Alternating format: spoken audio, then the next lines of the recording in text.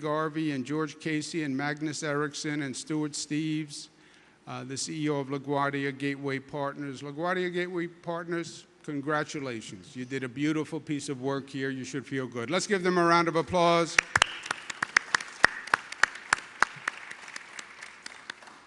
I want to thank Gary LaBarbera, who represents the building and construction trades unions, and they have been fantastic working with us all through this. Congratulations. Let's talk about some facts, and then we'll take a couple of quick questions, and then we will cut a ribbon, and we will go from there. Today is day 102, dealing with the COVID crisis. You worked 102 straight days. I'm sorry, I said 101, but who's counting? And it is day 17 since we've been dealing with the situation of civil unrest after Mr. Floyd's murder. These are two very different situations. They actually intersect and they complicate one another, but they're two very different crises that we're managing at the same time. On the murder of Mr. Floyd, which has generated civil unrest not only through this country, but internationally, literally. And I think that it's going to turn out for the good. I said when this first started, I understand what the protesters are saying and feeling, and I stand with the protesters. How many years have we heard about these situations? It's not just Mr. Floyd. It was Amadou Diallo, it was Rodney King. It goes back 40, 50 years. It goes back to Martin Luther King. And we've seen it, but we haven't done anything, and now it's time to act. That's what people are saying. And they're right. And we're going to act in the state of New York, and we're going to act this week. Carpe diem seize the day. Carpe momentum seize the moment. There's a moment for change, and we're going to make change. And we're going to pass legislation this week that I'm going to sign that is going to lead the nation in police reform. Releasing disciplinary records, what they call 50A, banning chokeholds, which should have been done a long time ago, and that will be in the state law.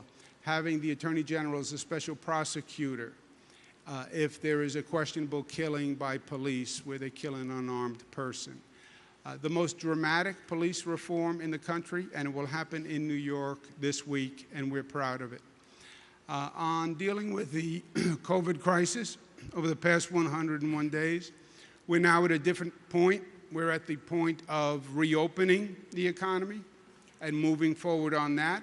And that's an entirely different situation than everything we've done up until now. Everything we've done up until now has been fighting the virus as the virus. How do you contain it? How do you isolate it? How do you quarantine people? How do you do the medical research to find a vaccine or a treatment?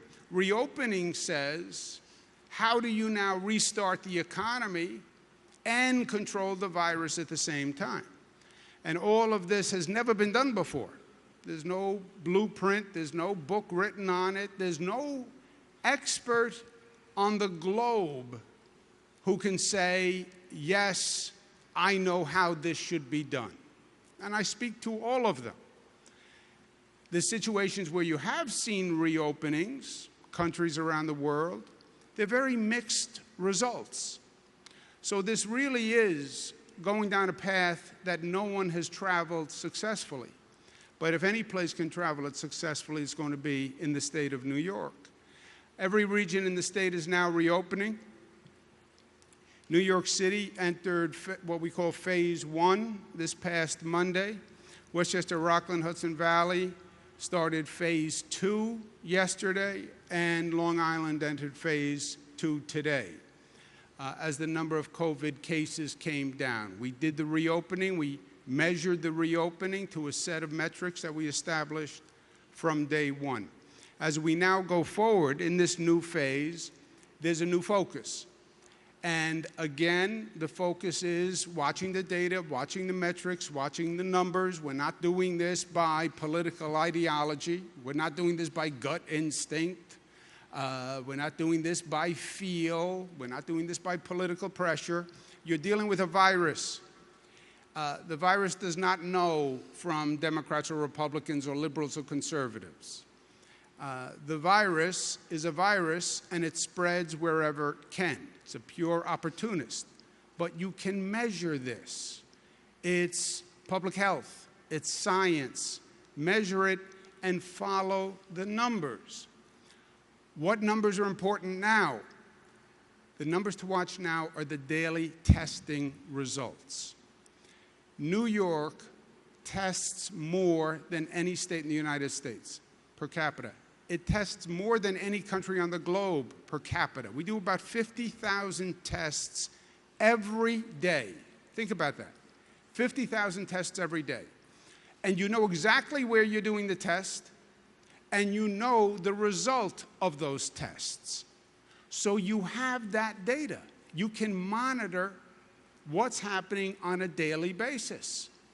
Well, do exactly that. Watch those daily numbers, and if you're going to get into trouble, you'll see it in the numbers. You'll see them starting to increase. And that's exactly what we're doing. And we present them to every local official. We put them on the website. Every citizen should want to know what's happening in their community and their region. And look at the number today. Look at the number yesterday. Look at the number the day before. See if there's any movement. See if the movement is up. See if the movement is down. And see if we have to worry, if there's a cautionary tale, or see if the reopening is proceeding without increasing the viral spread. That's where we are, and that will be the most informed reopening of any state in the country. Just have the discipline to follow the numbers. These numbers, for example, on Long Island, today Nassau is 0.8, really yesterday. Monday was 0.1, Sunday was 1.1. There'll be slight deviations up and down. These are not the largest statistical samples when you break them down, but you'll be able to see movement and you'll know when there's an issue. All of us have a role to play. What determines the virus spread? We do. We do. Not government, not state government, not city government, not the federal government. This has always been about what society does. It's been a social issue. Can people change their behavior? Can they learn? Can they learn quickly? Can they actually wear masks? Can they actually socially distance? Can they actually use hand sanitizer? Can they stay away from large gatherings? If they can, the virus spread will be contained. If they can't, you'll see an increase in the viral spread.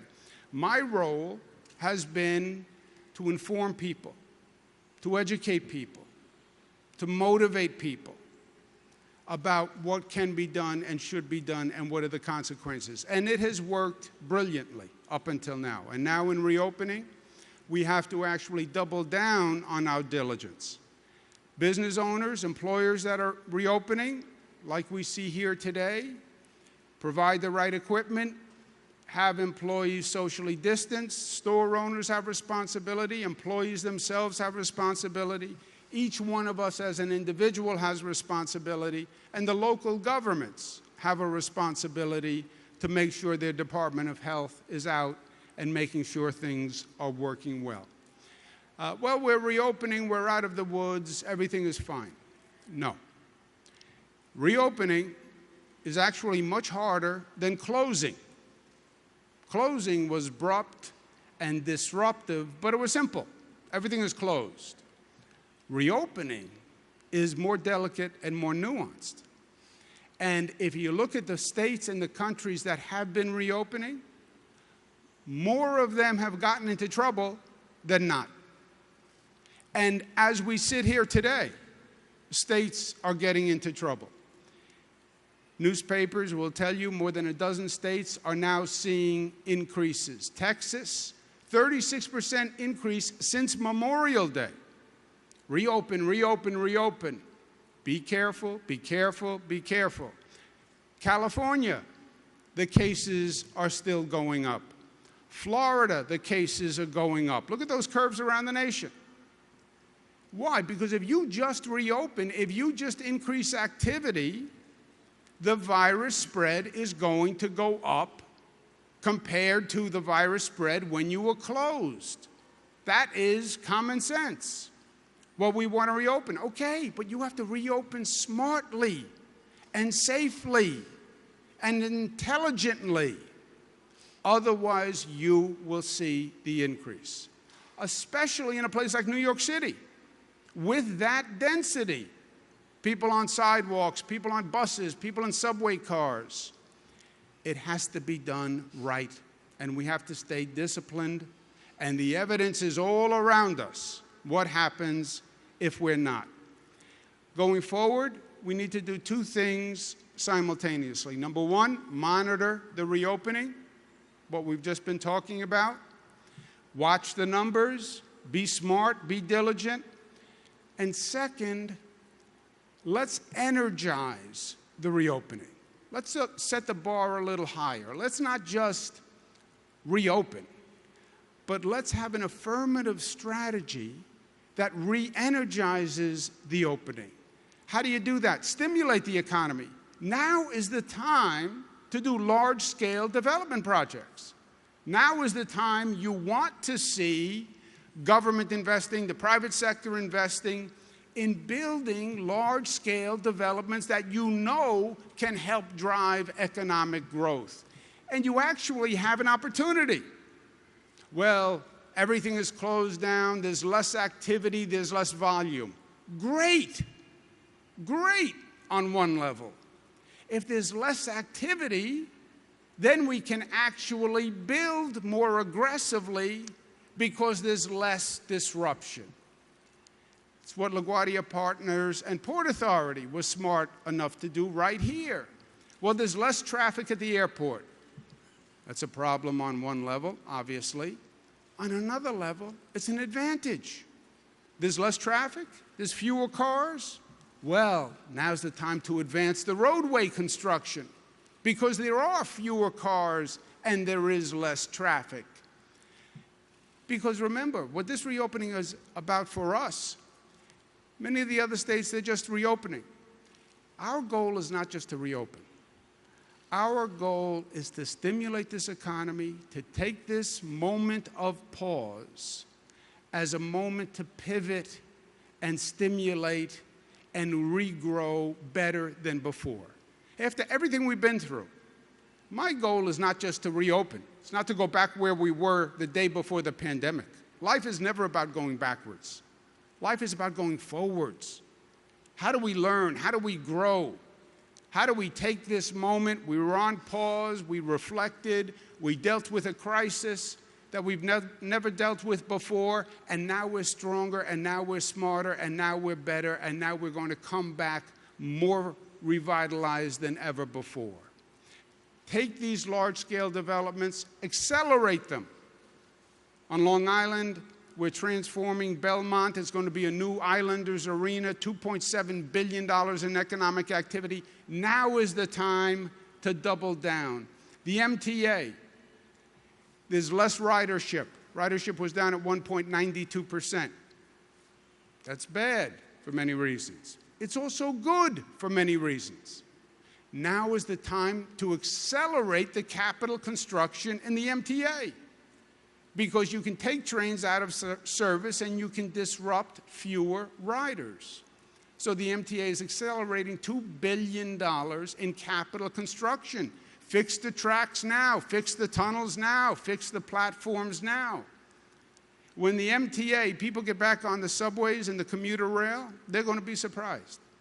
Those trains are cleaner than they have ever been in my lifetime. Those stations are cleaner than they have ever been in my lifetime.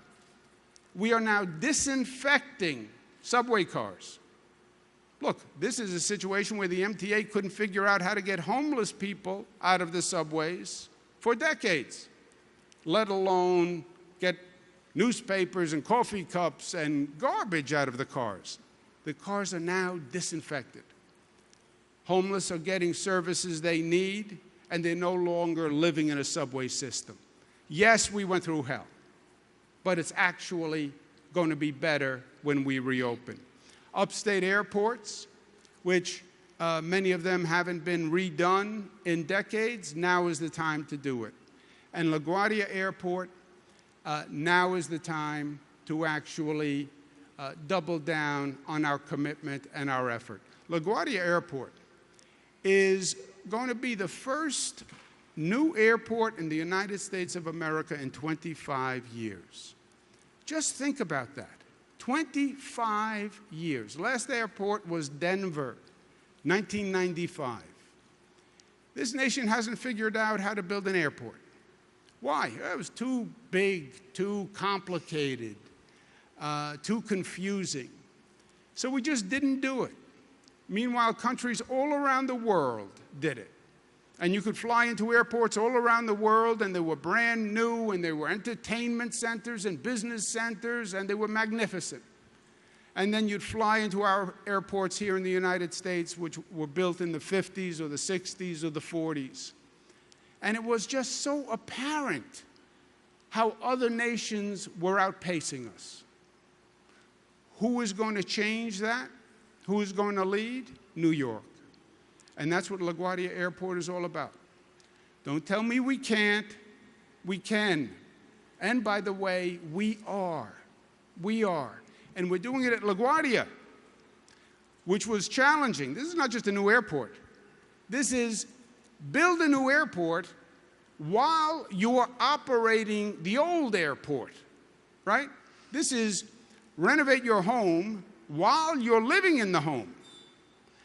Operate the airport and build a new airport at the same time. And by the way, you're doing it on one of the smallest pieces of land of any airport in the country. This parcel is a veritable postage stamp compared to what most airports have. On that postage stamp, operate the airport without undue encumbrances and build a new airport at the same time. You know how many people said it couldn't be done? Dozens and dozens and dozens. You know who said it could be done? LaGuardia Partners and Rick Cotton. And they were right. And we're here today because they were right. Mr. Rick Cotton. Thank you, Governor. On the screen is where we are headed. A single, integrated, brand new LaGuardia Airport. From worst airport in the country to the best. From appallingly substandard to 21st century best in class. From the laughingstock on Saturday Night Live skits to bringing into reality the extraordinary vision of Governor Cuomo to have a world-class airport worthy of New York. That is what today is all about. I want to walk you through the highlights of this new arrivals and departures hall, stunning, that will open on Saturday. But first, a few acknowledgments to the key individuals who made this possible. Huntley Lawrence, Director of Aviation at the Port Authority, Rich Smythe, the LaGuardia Project Director, and his colleague Jessica Force, Jim Sterace, Chief Engineer, and his colleagues Saverio Leone and Carmela Sinicolo, Tony Vero, Interim General Manager of LaGuardia, and hundreds of their colleagues. To LaGuardia Gateway Partners, my deepest thanks for their enormous efforts, including their investor, JLC Capital. To Skanska Walsh, who built this building, my deep thanks. Our airline partners, American, United, Southwest, and Air Canada, again, thank you for your help. And to the unions and the union construction workers and the skilled trades, men and women, who devoted 6 days a week, double shifts, they are the ones who built this airport and to whom we are enormously grateful, as well as to elected officials, including in particular Assemblyman Jeff Aubrey and community leaders with whom we worked and consulted. Today we're announcing a truly major milestone in the construction. Governor Cuomo announced in 2015 his vision for a totally new 21st century integrated LaGuardia, one airport. Since then, the construction of the nation's first entirely new airport has progressed with great intensity. 4 years ago, we broke ground on this terminal. 3 years ago, we broke ground on Delta's eastern half of the airport. In the last 18 months, we've opened 2 of 6 brand new concourses with 25 new gates. A third of LaGuardia's passengers right now today, come into a new gate and a new concourse. Today we celebrate the opening of this new arrivals and departures hall, the most significant milestone to date towards the realization of Governor Cuomo's vision. This spacious 840,000 square foot, four-story facility, paired with a new network of access roadways, will provide travelers with a 21st century airport experience, a far cry from Joe Biden's famous condemnation of the old LaGuardia as third world. And it wouldn't have been possible without Governor Cuomo's vision, his continued support, and his vigilant, and I might say intense, encouragement. The new spacious Terminal B is more than 50% bigger than the subpar legacy terminal it is replacing. The new LaGuardia has state-of-the-art security. The terminal's size, enhanced cleaning routines, plentiful hand sanitizer dispensers, touchless entries, and a mandatory face covering requirement are examples of multiple measures we have taken and will take to keep passengers safe and healthy in our post-COVID-19 new normal world. The new Terminal B arrivals and departures hall creates a fundamentally different travel experience. It will feature extensive new concessions, most of them iconic local concessions, more than doubling the offerings available in the old facility. The Public Art Fund, a renowned leader in the civic and public art world, curated an outstanding collection of 4 permanent public art installations by 4 leading artists. The Public Art Fund selections bring creativity, energy, buoyancy, and spirit to this new civic space. The ambitious groundbreaking scope and scale of LaGuardia's $8 billion redevelopment is being delivered through 2 innovative public-private partnerships that harness private skill to deliver this extraordinary new airport.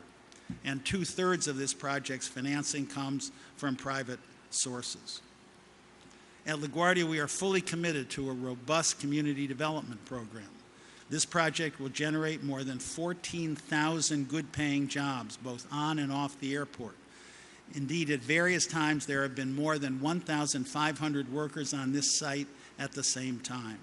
Thus far, the LaGuardia redevelopment program has awarded more than $1.4 billion in contracts to minority and women-owned businesses, and more than $500 million in contracts to Queens-based businesses. To ensure that residents in the communities surrounding LaGuardia have access to job recruitment and placement services, we established a LaGuardia Career Center in Corona, Queens, partnering with 2 community-based organizations, as well as the Council on Airport Opportunity. To date, more than half of the new hires for airport jobs have come from the community. Today's milestone is only, of course, part of the story. The whole new LaGuardia will feature 72 brand new gates across 6 new concourses, 2.7 million square feet of new terminal space, 9.2 miles of new roadway network, seamless access to ground transportation, and an improved curbside experience with separate levels for arrivals, departures, and buses. Here on the screen is the footprint of the entire new airport with the new Terminal B arrivals and departures hall, where we are right now, highlighted in the middle of this slide. And here you see the entire new integrated LaGuardia well on its way. Every single legacy passenger building torn down, with the exception of the landmark Marine Air Terminal. In their place, a new state-of-the-art airport worthy of New York with a wholly new roadway network. Once complete, as the governor has said, LaGuardia will be the first totally new airport in the country in more than 25 years. Governor Cuomo's vision and master plan for a whole new airport launched this project. Today, we take a major step forward to delivering on that vision. Thank you. Thank you, Mr. Rick Cotton, not just for this presentation, but for everything you've done for the state of New York. Rick worked in the governor's office and was primarily responsible for getting the new Tappan Zee Bridge built before he went to the Port Authority. But congratulations, congratulations. And I want to thank Jane Garvey, and I want to thank George Casey personally. We sat in the conference room for many, many hours trying to figure out how to do this. And many said it was impossible, but they stayed with it. So good for you, and thank you for birthing this beautiful project for New York. I want to thank Governor Murphy and Kevin O'Toole from the Port Authority. our partners, Port Authority, is a bi-state agency, and they've been very supportive. And I also want to thank Rick for letting me be involved. I actually installed the mosaic here personally. I did it on Saturday afternoons and evenings on my personal time. It's part of the Italian heritage. I did mosaic in my bathrooms. I did the backsplash in the kitchen. This was a little larger, but I want to thank you for giving me the opportunity, and I'm glad I came through. Congratulations to all of you. And you know what? We needed this. We needed this today. We needed to see the light at the end of the tunnel. We needed to see possibility. We needed to see New York stand up and shine. We needed to remember how great a place this is and how great a people we are. And yes, we've gone through a rough 101 days, but you ain't seen nothing yet. Questions? We'll take a couple of quick ones, then we're going to cut a ribbon. I took the M60 Select bus over. It took me about 25 minutes. Lickety split. It was free because I have an unlimited Metro card. Why are we building an air train that would take me and a lot of other people a lot longer to get to the airport, and it would cost us a lot more? You said we could build anything, such as this airport, but we can't build a one-seat ride here? Do you believe that the commute you had today on a bus with this level of traffic is emblematic to a normal commute into this city? If I had a bus lane, then it would be a lot faster. Yeah, But if. I'm a Queens boy. I grew up a few miles from this airport. It can take you an hour easily to get into New York City, hence an air train. Can you tell What us do you think how about much de the traffic Blasio? is down at LaGuardia because of the epidemic? How much is the traffic down at LaGuardia? And also to assure folks who might doubt, yeah, this looks great, but when is it really going to be needed? The passenger volume at all of our airports has been down more than 95%. At LaGuardia, at one point, it was down 97%. It's recovered a few percentage points, but fundamentally, the traffic has remained down 95%. Go ahead. In terms of the future, there's no doubt that air travel will recover. It's not a question of if, it's a question of when. We are building these projects for the future. This is a 5-year project. We are 4 years into it. We're looking forward to completing it in a year and a half. Other projects, infrastructure projects, look to the future. If you look at private sector partners, we have 2 of them here. They are 100% committed. It is their money. 75% of the money in this project is private money. 90%, if we can go forward with Kennedy, is private money. Everyone in the private sector has complete confidence and willing to put their money where their mouth is that air travel will come back. Yeah, if I could just add on to that. When will this be needed? This was needed 30 years ago and 20 years ago when Joe Biden said, if you were blindfolded on a plane and you landed and were in LaGuardia Airport and you took off the blindfold, you would think you were in a third world country. This should have been done decades and decades and decades ago. This is long overdue. LaGuardia was an embarrassment. And are we going to need airports? Yes, we're going to need airports. Planes are going to fly. Cars are going to roll. Trains are going to move. Life goes on, post-COVID. Mr. Sips, one more, and then we're going to cut a ribbon. Go What do you ahead. think about de Blasio using his... No, I said one more, not 2. Two quick questions. Okay. Swimming pools. Suffolk County officials have said it's up to municipalities if they want to open outdoor pools this summer.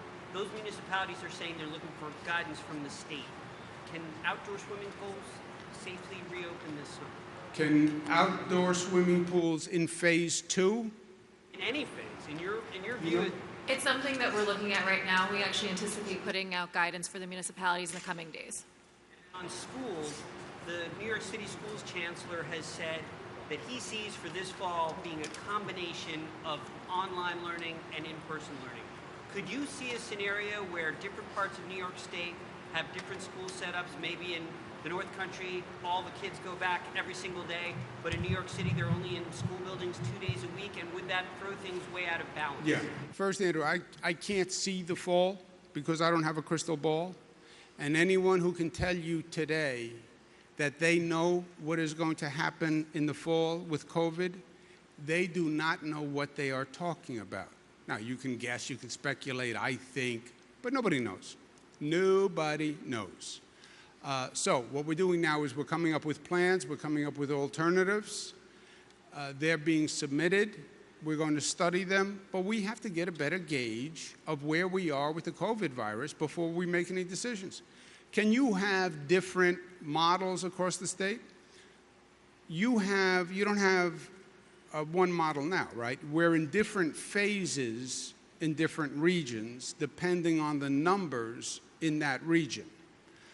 So you could have, theoretically, different models in different regions which are in different phases. But we have to know where we are with COVID.